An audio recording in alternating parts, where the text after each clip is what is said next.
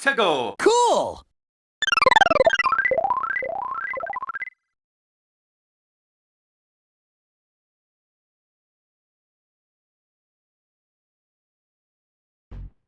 Hey everyone, it's 𝗏𝗀, and today I'm going to be doing a continuation of a video that I did a few years back, but I've really wanted to follow up on since the hype cycle for Illumination's first Mario movie.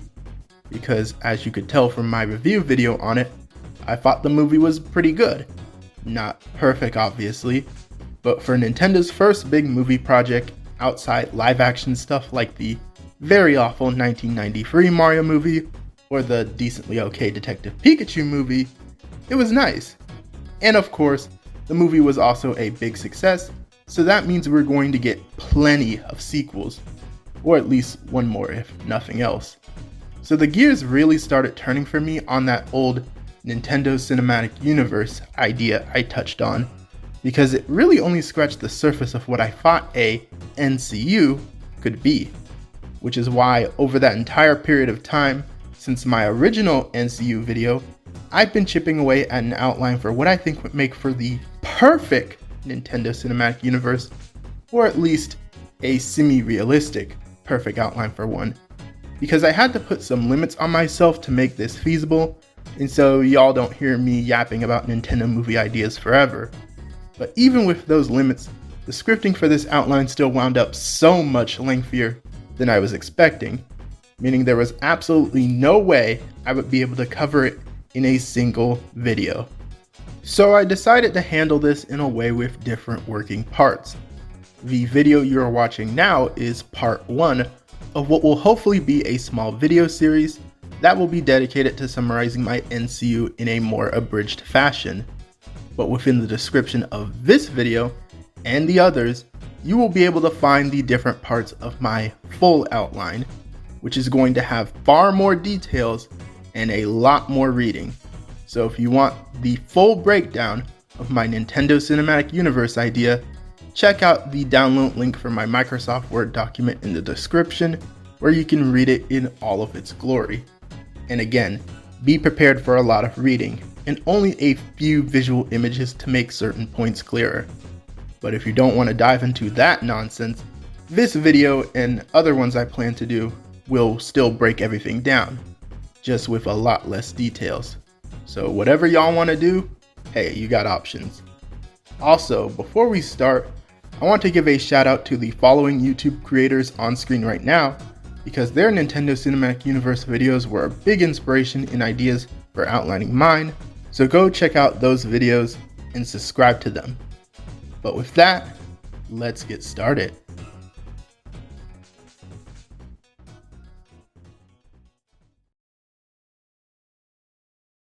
So one of the main limits that I put on myself when outlining a Nintendo Cinematic Universe is that I want it to stay within the film range of the MCU Infinity Saga.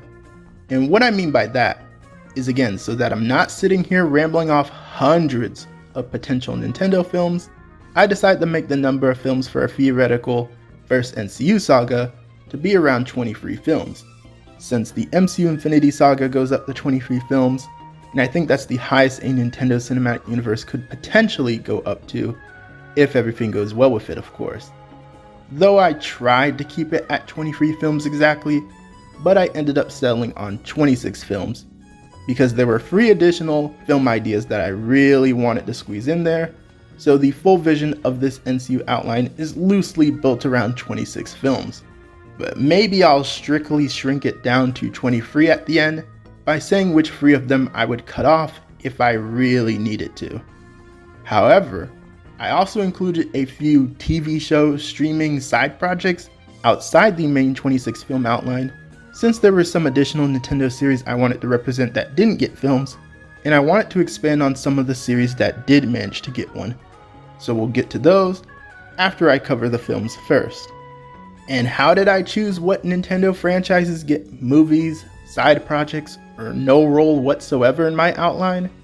Well, it was a great number of factors, but to summarize, I chose Nintendo properties that A, Nintendo would probably realistically choose, meaning expect a lot of Mario and Mario spin-off projects, B, any franchise with a role in Super Smash Bros., and especially if they have a playable fighter character, as of course Smash Bros. Will act as the Avengers-styled crossover movies of this universe. And C, really just a touch of bias in places, since this is also a dream Nintendo film lineup for me that's still mostly conceptual anyway, as the chance of us getting a Nintendo Cinematic Universe, and especially one this big, isn't high. I'm very aware of that. Basically, I'm saying that you guys gotta accept that some Nintendo franchises won't even be in this first NCU saga, or in my NCU at all, because obviously there won't be enough room to cover everything Nintendo ever. But just know that if it seems like I'm missing anything, it'll be a project that comes up later, or a franchise I just did not think could really work as its own project in this NCU. However, that now gets into the general setup of my NCU, and even though I'm taking a lot of inspiration from the Marvel Cinematic Universe, it isn't going to work in the exact same way.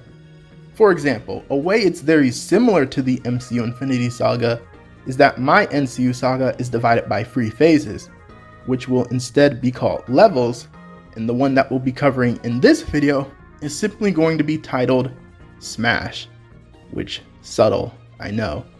But a big way that this cinematic universe would be different is that none of these projects are going to be imagined as live action, because in my ideal NCU, all the projects would be animated just like Illumination's Mario movie. But the Nintendo film series would have different art styles between them, and the tones would adjust based on the IP due to being open to studios other than Illumination, as it's unrealistic to expect Illumination alone to carry an entire cinematic universe, and I think this will give the overall universe a way to progress a lot more smoothly, at least in theory. But alright, I think I've outlined the general rules and setup, so let's get into those actual projects. Starting with film number 1, the Super Mario Bros. Movie. And why am I counting Illumination's 2023 Mario movie as the first project here? Well, because, again, not only do I think the movie turned out pretty dang good for a Nintendo-themed film, but I think it has a lot of the ingredients that would make it a really good starting point for a cinematic universe. It has a very simple premise, making for a good introduction to newcomers. It stars Nintendo's golden child himself, Mario, which sets him up to be an Iron Man-styled major player of the universe.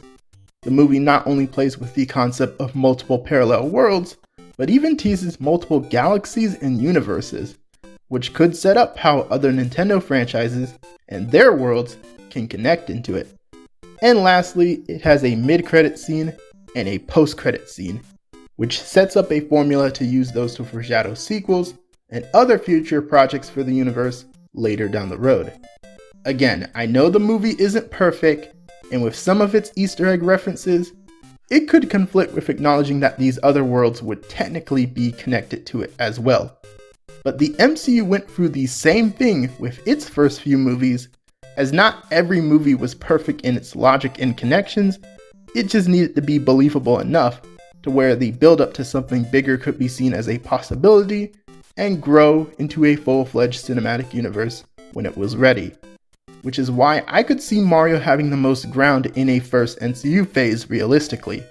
And because of that, I should say that film number 2 would be the Illumination Mario movie sequel, as it's likely we're going to see that before any other major Nintendo project. But I decided to spice things up by saying that the next project would actually be a Donkey Kong spin-off film, which is something that a lot of people have speculated about since the Mario movie because of how big Donkey Kong and his home Jungle Kingdom played a role in the film. I mean, he's basically begging for a spin-off film with everything we saw. We've already got Cranky Kong, Diddy Kong, and even Dixie Kong too. So what would the premise be? Just a direct adaptation of the original Donkey Kong Country game on the SNES, with some elements from other Donkey Kong games, while having King K. Rool and the Kremlings as the main villains. Now I know there's a chance they use that dang Tiki Tribe, the Snowmads, or other characters for antagonists, But nah, I'd be okay if they were villains in the movie sequels, but a first Donkey Kong movie should really be using King K. Rool as the big bad. He's just undisputably Donkey Kong's most iconic nemesis, and the after credit scenes can tease him coming back in the future, and even give us another teaser for that Mario movie sequel. But at this rate, we'll probably get the Mario movie sequel before a Donkey Kong movie. But hey, let a guy dream, it can happen. Speaking of dreaming though, that gets into what I would make the third film of this NCU outline, which is going to be the first of many Zelda movies titled The Legend of Zelda. And yeah, no duh Zelda would be in a NCU, because it's Zelda. Yet while it's confirmed we're getting a Zelda movie, and it could even become a whole series of films, the one in development right now is a live action one by Sony of all people, so that obviously puts a huge dent in this NCU concept, since it only makes it more unlikely we to get an animated Zelda movie anytime soon, and especially any animated Zelda movies that connect to a greater cinematic universe. But as I said before, this is all conceptual anyway. Plus, it's not impossible that maybe the live-action Zelda movie can stay its own thing, while the Zelda brand branches out with other types of movies. Though I'm not holding my breath for that at all. Now, what would the premise be? Well, I think this Zelda movie should do the same thing that the Mario movie did, and just loosely take elements from across all the mainline Zelda games. Though not too many of them, so that we can save some stuff for later films, going by its own logic and rules, so that it doesn't have to try following the very messy timelines of the game franchise. But the story would very much sound familiar to anyone who has played a Zelda game, because the main center of the story would be a battle to control the Triforce, a sacred relic with great power, and the main characters would be Link, Princess Zelda, and Ganondorf. And yes, Ganondorf. Not Ganon, not Demise, but Ganondorf. Because not only is he arguably the most iconic Zelda antagonist, but I think it would make sense for a first Zelda movie to start off with a more humanoid bad guy, and bring in bigger stakes as the film series goes on, using the different forms of Ganon and other Zelda villains later. Yet at the end of this film, while Link will defeat Ganondorf, he won't be killed, and still have a lot of leftover power to spare. So Zelda will end up using Triforce magic to send him to another realm far away, but this would be a big mistake, as Ganondorf would meet someone very powerful while in this new realm, known as Master Hand. And it'll lead to bigger things in future installments of this universe, for obvious reasons. Also, in an after credit scene, it would show some Hyrule commoners wandering outside of Hyrule and accidentally finding their way into the Mushroom Kingdom through a hidden wormhole on the ground, which would be a little way of confirming that this Zelda movie connects to the world of Mario's movie, and thus fully confirm that this cinematic universe is happening. But after a Donkey Kong and Zelda movie, I think that's when you bring in the Mario movie sequel. And I'm not going to get too deep into it, because I want to get this out before we start hearing things on the actual Mario movie sequel. But since the end of the last Mario movie teased Yoshi, we know he's going to have a major role, and that the film will probably take loose inspiration from Super Mario World and Yoshi's Island mostly, meaning it'll have another straightforward premise, and that Bowser will likely be the main villain again. But nah, I'm greedy. Not only do I think this sequel should continue the Mario movie's heavy use of fan service by mixing elements from other mainline Mario games, but I think it should double down on it. As there's so many characters I want to see for this sequel, I think instead of solely focusing on Yoshi's Island or Dinosaur Island, it could be a world-traveling adventure movie, giving the movie a double meaning title called the Super Mario World movie, where we could go to a location like Sarasaland so that Princess Daisy can be a part of the main Mario crew. Maybe having the heroes briefly visit an Isle Delfino inspired kingdom, since as much as I like a lot of things about Mario's Sunshine, I personally think it only has so much potential for its own dedicated movie, so throw some of its elements in here too. And with that of course comes Bowser Jr., who could be the one that breaks Bowser out of his tiny imprisonment at the film's start, assuming he isn't just automatically out for no explained reason. And heck, throw the Koopalings in too, as the banter between Junior and the Koopalings alone could be a good way to spice things up on the angle of Bowser being the main antagonist once more. Lastly, I know this is unlikely, but throw in Warrior and Waluigi as comedic side antagonists, because why not? I think there's definitely some way you can write them in there as well, and I have my own ideas within my full document. But the way I see this movie ending is with a final battle against Giant Bowser. Since Bowser turning giant for a final battle is one of his most iconic traits, and it'd be a top tier callback to games like Yoshi's Island and many others. Yet within the climax, I'd have it to where Mario and his friends would use the magic wands of the Koopalings to defeat and warp away Bowser. But in an after credits scene, it would show that Bowser has been warped away to the same realm that Ganondorf was sent to, and because of him meeting with Ganondorf, as well as Master Hand, it will set up a villain alliance for a future film.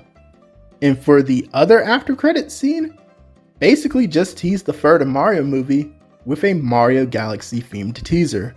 Because, come on, we all saw that Luma in the first Mario movie. A Mario Galaxy movie is probably going to happen, and I think it'd be a perfect closer to this initial Mario movie trilogy. As I know a lot of people want Galaxy elements for Mario movie 2, but it would just be too soon, since we need to explore more of the Mushroom Kingdom's planet first, and having the Mario film titles go from the Mario Bros. To Mario World to Mario Galaxy just sounds like a much more satisfying progression. But now you guys are probably thinking something along the lines of, oh, well he already set up Bowser, Ganondorf, and Master Hand meeting each other, so clearly the next movie is going to be that first Smash Bros. Movie, right? Wrong. Because there are 2 more movies that I think should be done before a first Smash Bros. Movie goes down. And the first one would be a Pokemon movie titled Pokemon Stadium. But it's not one connected to the live-action Detective Pikachu movie, the Pokemon anime universe, or anything else. Just a 3D animated movie that leans more into the game universe side of Pokemon and specifically focuses around a single battle tournament rather than the standard Pokemon adventure. Because even though Pokemon is a franchise that does its own thing from Nintendo at times, it is still a very Nintendo intertwined franchise. And if Nintendo really wants Pokemon to be a part of a cinematic universe, and especially if Pokemon Company sees a lot of money potential by joining, I think it'll happen. But I do think this movie should try to be more of its own thing, rather than an exact adaptation of the games or tie into anything else. As while I wouldn't mind if a character like 𝗙𝗚 𝗏𝗄𝗻 was brought into the universe, I think to really ease Pokemon's unique angle in, it should have its own story first. One that primarily takes elements from the mainline games this time, since they're far more iconic than the freaking Detective Pikachu games, but spices it up by maybe not doing the typical badge collecting journey. For this first movie, let's just have a single Pokemon battle tournament at the center, so we can really get some good action. And the main characters can be Pokemon trainers Red, Leaf, and Blue, because of the Kanto Pokemon games being some of the most iconic and the original ones, giving each trainer their own specialties and Pokemon teams. But who would be the main antagonist?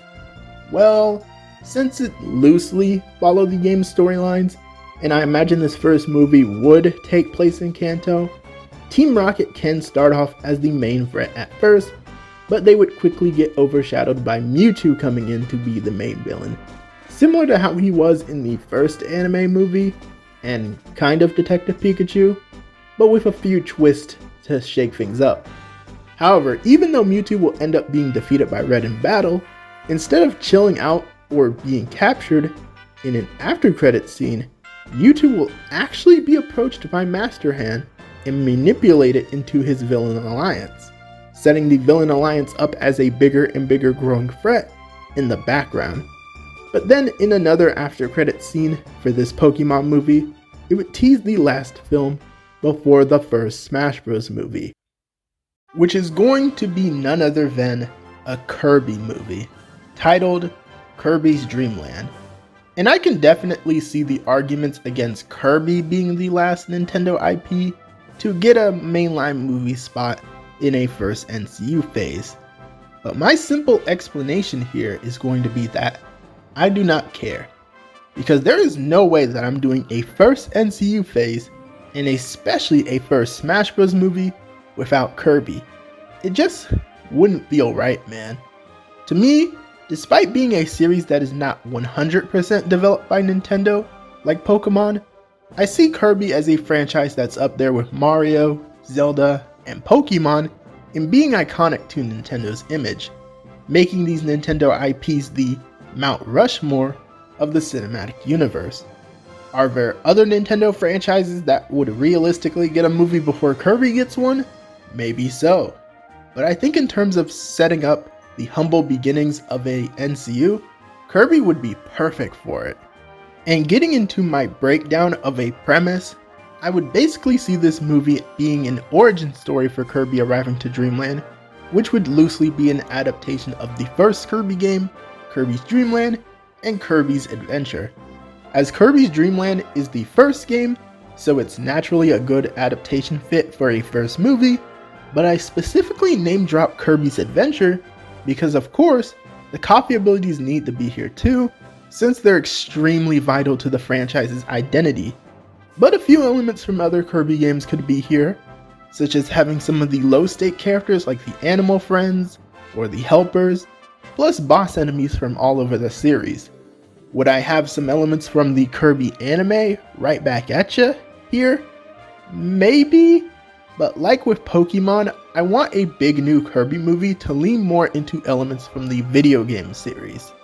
And because of that, for Kirby's friend partners here, I imagine them being the young painter girl Adeline and Bandana Waddle Dee, with Bandana Waddle Dee being pretty self-explanatory, as he's literally become one of Kirby's closest friends in recent games. But I think Adeline specifically would be a good character to work off Kirby, since she could be a grounded audience surrogate human character who isn't just a Hollywood insert OC, and has unique abilities of her own with potential to expand her backstory as well. And while I definitely think Meta Knight and King Dedede would 100% be here too, neither of them should be the main antagonists because they are not villains. I think it'd be okay if they're a little more antagonistic in this first movie, because that's literally how they started out as characters, but I really want a Kirby movie series to nail the fact that these guys grew to be some of Kirby's closest allies instead of his diehard enemies, which gets into the character that would be the main villain of this movie, who I think should be Nightmare. As I know Nightmare is a straightforward, pure evil antagonist, but he would contrast the dreamy-like aesthetic of Dreamland well, and I think some interesting things could be done with him as a big villain again. Maybe focusing more on how he uses nightmares to control people's dreams and uses that to his advantage throughout the film. But no, I wouldn't have Nightmare join the villain alliance like the other villains in this cinematic universe, because I feel like he'd be someone not as open to working with others, and because we gotta have some breathing room in the movie that comes next, which is going to be film number 7, and the one you've all been waiting for, Super Smash Bros. As these big crossover Smash movies are going to be the main drive of this universe almost, but see, with my idea for a first Smash Bros. Movie, it isn't immediately going to be an adaptation of something like Subspace Emissary from Smash Bros. Brawl, or World of Light from Smash Bros. Ultimate, the two actual story modes, because those stories are filled to the brim with characters and potential plot elements that definitely could use more movies as build-up.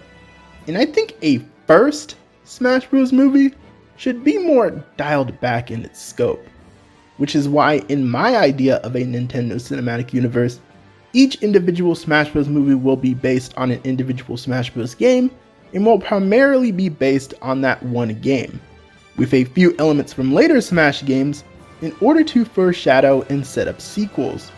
So this first movie would be a loose adaptation of the original Smash Bros. Game on Nintendo 64, and would have Master Hand as its big primary antagonist.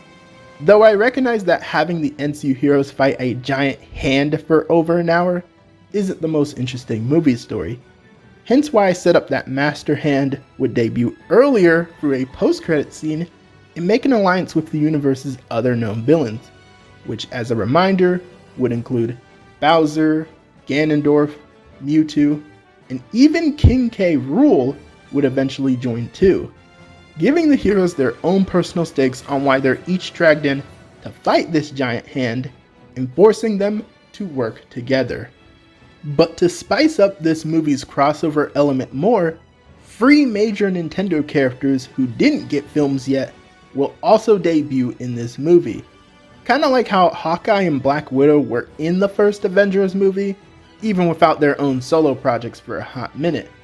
And these characters are going to be Samus Aran, Fox McCloud, and Captain Falcon, as due to these 3 all being intergalactic bounty hunters or mercenaries, they would be revealed to have been tracking Master Hand as a threat and join our heroes in their adventure, allowing the movie's roster of heroes to cover the original 12 playable characters from Smash 64 and a few others who either come from later Smash Bros. Games or just here because of being important in their own series. Though sadly, the one playable character from Smash 64 who would be missing is Ness from Earthbound. And I know that'll be upsetting to hear for a lot of y'all, but it's for multiple reasons. A, being realistic, Ness and the Earthbound series would be the most likely Nintendo elements to be left out of a first NCU phase. B, Ness didn't really fit the group of battle-hardened intergalactic bounty hunter type characters like Samus or Fox, and he's not in a previous film, so I couldn't squeeze him in a natural story sense. And C, again, this movie needs some breathing room to work with in terms of story, as with all of the elements I added to form a first Smash Bros. Movie story, in my full outline, there would not be much room for our boy Ness. So I sincerely apologize to my fellow Earthbound fans for this creative choice, but maybe there could at least be a small reference to the Earthbound universe just to foreshadow it, such as Mr. Saturn making a brief cameo or something. As obviously, no, I did not leave Earthbound out of this entire first NCU saga. It's one of my favorite Nintendo series after all. But with the movies covered, that just leaves 2 side projects I'd have going down in this level of the cinematic universe. Being a Punch-Out streaming show or movie, I couldn't decide on which, and the first of 3 seasons for an anime-styled Fire Emblem show. And why these 2 franchises? Well, because for Punch-Out, it's probably one of the most grounded Nintendo IPs, and we already saw it referenced in the Illumination Mario movie with that Punch-Out cafe in Brooklyn. I mean, Little Mac is from the Bronx after all, so that could set up his story as just taking place in the same version of New York City that Mario and Luigi come from. Basically, I see this as a Rocky Balboa inspired project, but just with a more wacky and animated twist, really focusing on Little Mac attempting to prove himself as a boxer, despite his short height, as he's trained by Doc Lewis. And because of the project's connection to Mario's homeworld, maybe this could even tie into a single after credit scene where Little Mac gets an invitation to a fight against Donkey Kong or even Mario himself. But with Fire Emblem, it's a little more complicated. As I know people are probably mad I wouldn't have Fire Emblem getting a mainline NCU film, but with a franchise like Fire Emblem, I think it would just work better as a side project show, because I don't think it would appeal to general movie audiences as much unless you do a lot of changing with the way Fire Emblem works. Which even with me giving it a show that has more runtime to flesh stuff out, I would also simplify some things too. As I don't want to have an individual world for every different Fire Emblem game in this cinematic universe, meaning the Fire Emblem storylines will have some pretty big changes and take place on one single medieval fantasy planet within the same time period. Each season of the Fire Emblem show will premiere in each individual phase of my cinematic universe outline, and will just loosely be based on the games of the first 3 Fire Emblem characters who debuted in Super Smash Bros. Since they're some of the most recognizable ones, and can connect into the Smash Bros. Movies more easily, meaning this first season of Fire Emblem will simply be based on the very first Fire Emblem game and focus on Marth's story to take back his home kingdom of Altea with a ragtag group of fighters from the evil Shadow Dragon Medius. But again, keep in mind that I break something like this down in far greater detail in the Word document, and hopefully you all understand where I'm coming from in this video itself. But with that, we are officially done with level 1 of my Nintendo Cinematic Universe outline. Is this how Nintendo themselves would realistically do it? I have no freaking idea. Again, it's very unlikely we get a full-scale NCU, and at best, I just expect a Mario movie trilogy and maybe some Mario spin-off films like that Donkey Kong movie. But this was still a very fun idea to play around with in both video and writing form, so if you watched this whole video, read my document, or heck, did both, I very much appreciate it. But please let me know your thoughts in the comments, and hopefully I can reveal the rest of my NCU outline at another time. And please be sure to leave a like on the video, subscribe to the channel if you are new to it, and follow my additional social media in the description for more content and updates. This has been 𝗙𝗂𝗃𝗃, and I'm out. Peace.